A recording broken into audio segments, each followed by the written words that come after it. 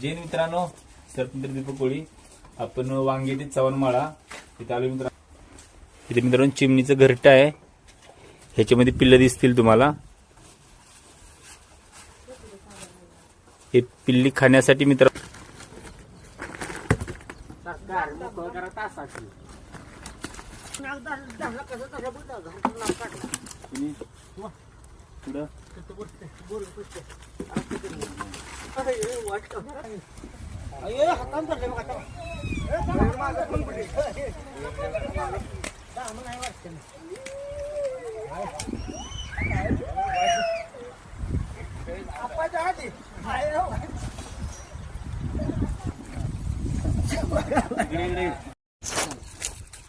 आपण त्यांना व्यवस्थित माहिती सांगून त्यांच्या शेतामध्ये जिथं जरा घरापासून थोडं लांब इथंच आपण सोडणार आहे.